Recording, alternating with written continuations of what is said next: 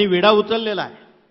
इथे कॅन्सरसाठी ती दवा ते आणलेली आहे. त्यांनी दाखवावी की ही सप्तरंगी नावाची कोकणात विपुल प्रमाणात वनस्पती आहे आणि ही वनस्पती याला संजीवनी आहे. गेल्या 2 दशकात सुमारे 2 लाख कॅन्सरग्रस्त या वनस्पतीनं बरे केलेले आहे. रुपया लागत नाही, केमो करण्याची गरज नाही. श्रीमंत लोक करतील, सामान्य माणूस एका केमोला 80,000 रुपये लागतात. तो करू शकत नाही आणि कितीतरी केमो करावे लागतात.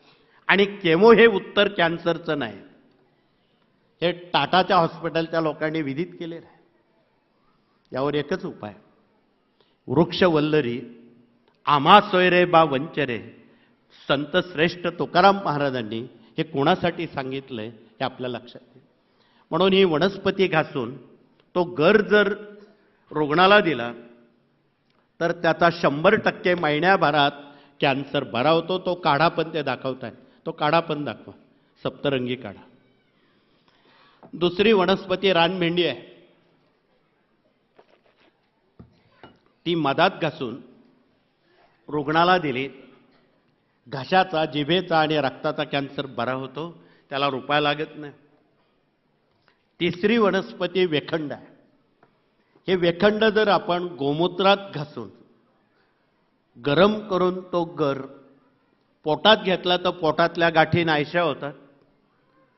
बाह्य त्वचेला गाठ असेल कुठली, कॅन्सरची असो अन्य असो, 3 आठवड्यात बरं करण्याची क्षमता या छोट्या वनस्पतीची आहे. म्हणून याचा ओळख परिचय असणं हे सर्वांना हिताचं आहे. म्हणून हे डॉक्टर लोकांकडे हे सोपवलेलं आहे. शेवटचा आणि चौथा इलाज खूपच सोपा आहे. डॉक्टर लोक दाखवत आहेत. ही नारळ शेंडी आहे, केशर आहे. आपण दिसली की कचरापट्टीत टाकतो. ती कचऱ्यात टाकू नका. तिचं खूप वेगळं महत्त्व आहे.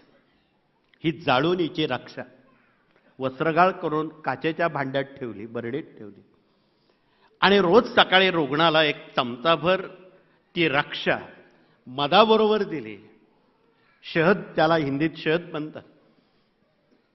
तर पोटातले आणि गर्भाशयाचे सगळे आजार बरे करण्याची क्षमता या साध्या दव्याची आहे.